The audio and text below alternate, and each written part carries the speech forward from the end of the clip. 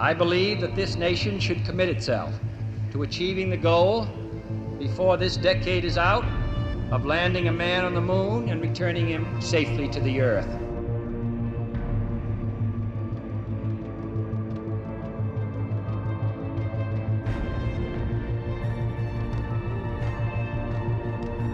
It's one small step for man, one giant leap for mankind.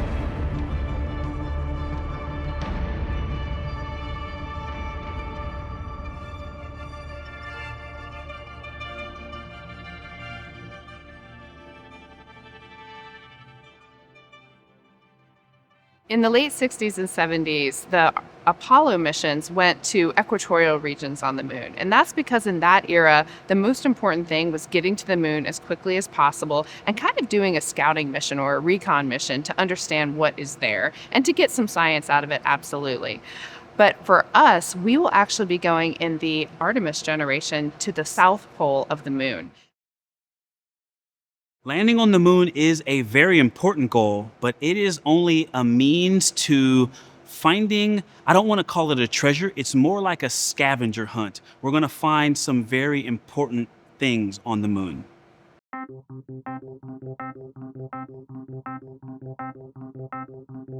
So we're in northern Arizona in the beautiful San Francisco volcanic field that you see behind me.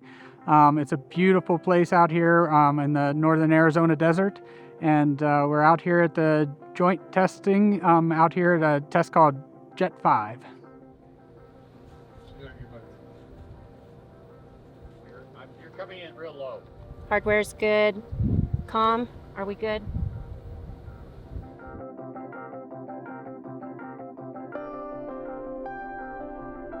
I've had the unique opportunity to be in a number of different spacesuits and help train, from that aspect of like, this is what we can do, this is what I would want to do as a geologist, and now I'm in a spacesuit, and how do I help the suit and the tools get the job done that we need to for science?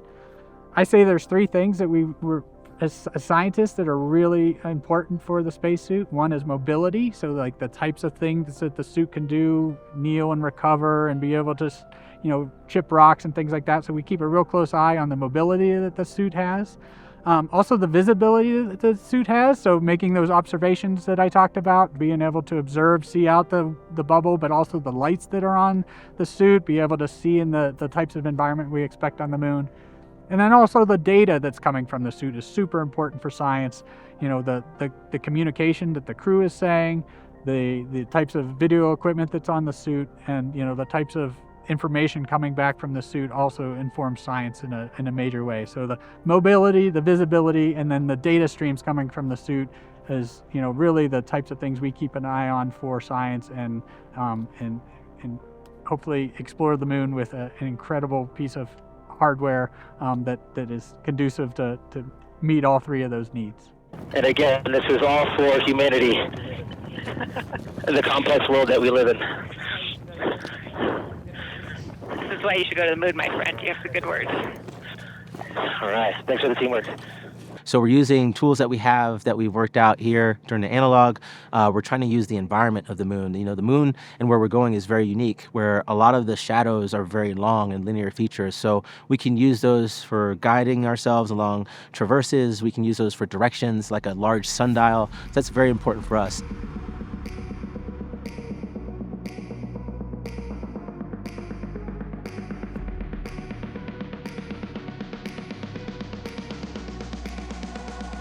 When I think about walking on the moon, it's not the emotional, don't get me wrong, that is a dream. I would love to walk and work on the surface of the moon. But when I think about it now, I was fortunate to go do a virtual reality simulator in our building 16, the dome that we had there, and we could drive the rover, and we could put on the goggles and walk around. We had hand controllers, and the thing that jumped out at me right away was the challenge of lighting. Because the sun is low, shadows are long, and when you're walking, you're looking, you're gathering context in your peripheral and what you're focused on. But when you look at the ground, you can't tell, is that a trench? Is it a long crater? Is it a shallow crater? Is that a small rock or a big rock? It was very hard. Imagine walking into your room with the lights turned way, way down. What are you going to do? you're going to walk slower because your eyes are adjusting and you're having a hard time seeing. Well, when the sun is low, every time you change azimuth, the gain changes and the brightness changes. And so it's going to be a very challenging place to live. And that's where the astronauts are going to live for 6.5 days, for a week. Even when they're done with the EVA and they go back into their vehicle, that's still the environment surrounding them. It's going to be dark. And so when I think about it, I'm thinking of how are we going to survive, not just work when we're outside, but when we're inside.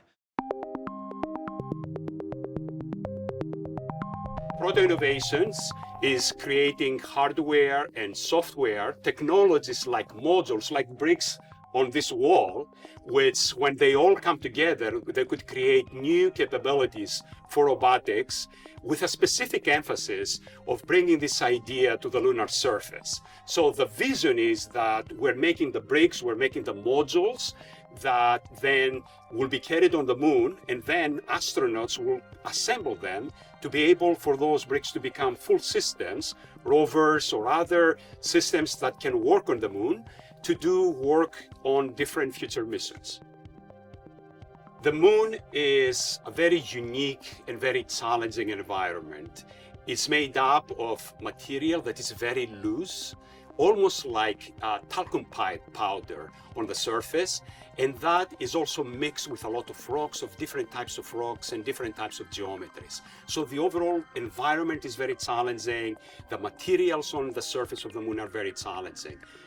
In addition to that, the environment is super hot for 14 days and super cold for other days. And it's also subject to vacuum, meaning there is no air, obviously. Also, the gravity is very, very low, so the materials behave differently. All these are very important considerations and affect how mechanical pieces like wheels who go on the rovers have to be designed.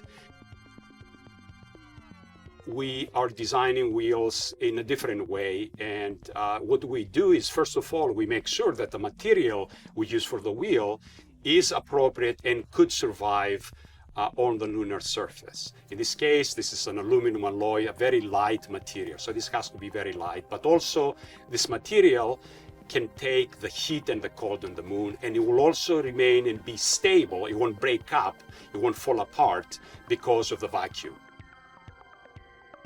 Any vehicle that operates on the moon, whether it's a robotic vehicle or whether it's a vehicle that's driven by astronauts, it has to have some fundamental capabilities. Like any other surface vehicle, it has to be able to drive, it has to be able to drive on slopes, over obstacles, and it has to have some agility. It has to have the ability to avoid things or find new paths or go to a specific science targets by using its turning, what is called the steering. While it's doing all these things, it also has to have the ability to follow the terrain as closely as possible, the same way that a vehicle on Earth actually has to follow the road. And so it has to have what is called suspension, some characteristics that allow it basically to have all its wheels on the ground all the time and follow the terrain in a smooth and productive way. We're at the Johnson Space Center in the Systems Engineering Simulator. So here we support Artemis lighting and navigation studies. We create simulations for EVAs, basically spacewalks on the South Pole in a VR environment, and also with the LTV, which is the Lunar Terrain Vehicle. With these simulations, we can prepare for Artemis III and 4 and 5 missions. Looks like we've lost some performance. Can you verify? Yeah, let me check our systems. Okay, so it looks like we've lost connection on our left rear wheel, so we're gonna have to compensate for that on our return. Okay. Even though we've lost power, I think I have enough control of the LTV to get us back safely. I just need to compensate for the left pole. Yeah, we'll probably want to keep pressure on the other 3 wheels. Also trying to avoid these craters and rocks. I don't want to damage another wheel, or we'll have to do an EVA back to the lander. Okay, there we go. Yep, eyes on the lander. Eyes on the lander. So I'm going back, trying to avoid the rocks and the craters. Oh, looks like I might have hit that one there. Oh, I shouldn't have done that. They have to be careful and avoid steep, dark craters and use their lights correctly and walk slowly. Again, it's a different environment than Apollo, so I think this will help them prepare for that. Looks like I may be stuck. I'm going to try to rotate to get out of this crater. EV2, I think we've went far enough on this traverse test, so I'm going to try to safely get us back to the lander,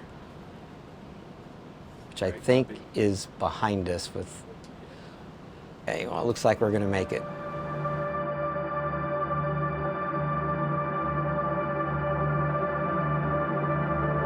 Welcome to the home of Orion. This is where we do all of our crew training coming up for the Artemis II mission. So what you see behind me is a full-scale mock-up, high-fidelity mock-up of the Orion crew module. So the Orion spacecraft is made up of 3 pieces. There's a service module, a crew module, and a launch abort system. So what you're seeing here is actually the crew module. This is where the 4 crew members on Artemis II will be living and working, eating, exercising, and doing all the things they'll be doing on their mission.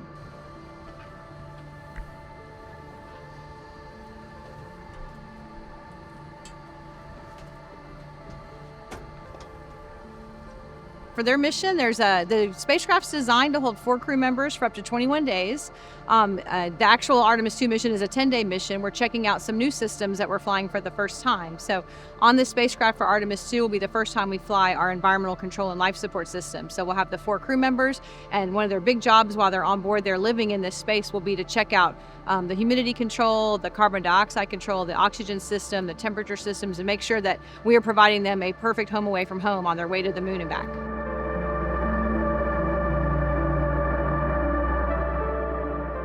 I could probably give you 10 plus or minus really critical things that have to happen perfectly before this mission is a success. But here's what I say is the most critical, because everything has to go perfect. And all of it is to get you back. When we do the translunar injection burn, the burn that gets us to the moon, that burn also targets our entry location. And so what has to go perfect is entry. Very complicated. A lot of people think about rocket science when you see a rocket launch. They don't think about it in terms of coming back. All the energy I put into the spacecraft to get up there, I have to now take it out. And we do that with drag. The heat shield is the first part. The engines will slow us down a little bit. The heat shield will slow us down a lot, from that 7 miles a second to about 300 miles an hour. And then we have 11 parachutes. The forward bay cover, and then pilots' drogues, and then the mains all come out to slow us from hundreds of miles an hour to about 30 miles an hour, where we splash down into the Pacific Ocean, 40, 50 miles off the coast of San Diego. Actually going to the moon and setting foot on the moon is only the first step. One of the ultimate goals is finding a certain treasure, but finding that won't necessarily be easy. The south pole of the moon is considered an ideal location for a lunar base by NASA as well as other space agencies. Planning for the water use of humans and systems is something that's very complicated because water is very, very expensive to fly. It's very expensive to get through the atmosphere. It's very expensive to land on the surface of the moon. So you want to take as much as you need, but you don't want to take extra. And our planners have to decide when it's appropriate to go regenerate, use water regeneration systems like we do on the space station. Those are heavy in and of themselves. They require resources. And then we're always looking at how can we create water from what we have, right? From condensation in the air, from the way we exhale, from the minerals in the ground. So one of the interesting things about the Artemis missions is that we're going to be landing on the south of the moon. We have access to the dark side of the moon, where there's evidence that there is ice that we could potentially use. Now, you have to imagine that our scientists are going nuts at the idea of this, and the creativity to figure out how we can have a lasting water, food, and fuel supply with using the minerals that we have there. And I think this is one of the most exciting things that we're going to learn from the Artemis missions. It's important that we go back to the moon to do the experiments, not only to help build our base on the moon, but also all of those things affect us here on Earth.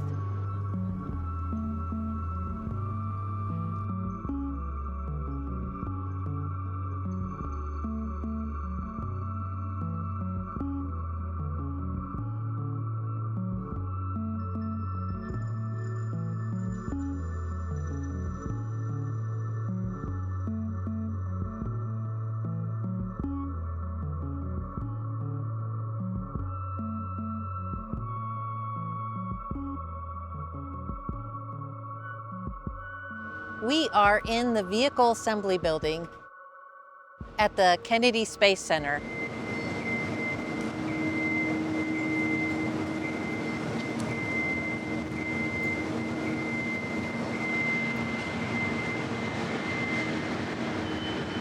It's a massive 160-meter tall building.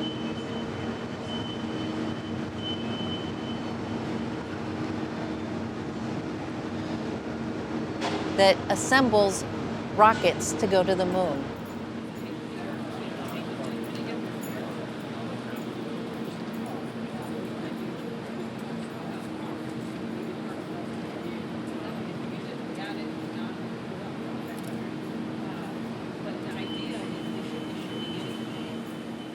And we're standing in the transfer aisle looking at the core stage for Artemis II that will launch the rocket to orbit the moon with astronauts on board.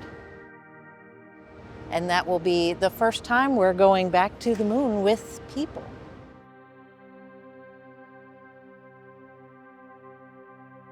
We're standing in front of crawler transporter number 2, and this is what NASA uses to transport Artemis vehicles from the vehicle assembly building out to the launch pad and back if we have to. It's 131 feet by 114 feet. We can move between 20 and 26 feet tall, and we weigh 6.65 million pounds. Earlier this year, we were granted an award by the Guinness Book of World Records as the heaviest self-powered vehicle in the world. This vehicle goes back to the original Apollo missions that took us to the moon the first time, and it's going to be the vehicle that takes Artemis to the launch pad to go back to the moon for the future. We've got a rocket that's going to weigh about 5.5 million pounds at liftoff, and it's going to produce 8.8 million pounds of thrust at sea level, and being able to contain and control that and get the things going the way you want them and not going the way you don't. Very complicated. So launch. And, going to low Earth orbit in about 10 minutes. All of those pieces have to work very efficiently. We've got 2 solid rocket boosters, the most powerful propulsion system humans have ever built. It's so powerful that if one lights and one doesn't, you're going a bad direction. So they have to light instantaneously and simultaneously. We developed these launch commit criteria for years, and there's over 1,000 of them.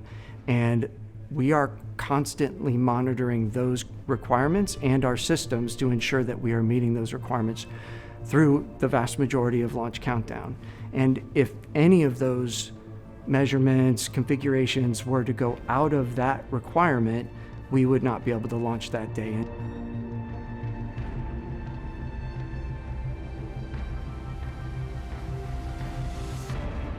Every engineer, every system operator, every person that's a part of this launch control team is very focused on their responsibilities and ensuring that all systems are go and that we are ready to proceed with launch, and ensuring that if there were anything that we needed to stay on the ground for, that we would stop the clock and we would not launch that day. So very quiet, very focused, and it's very impressive to watch our team work in that environment.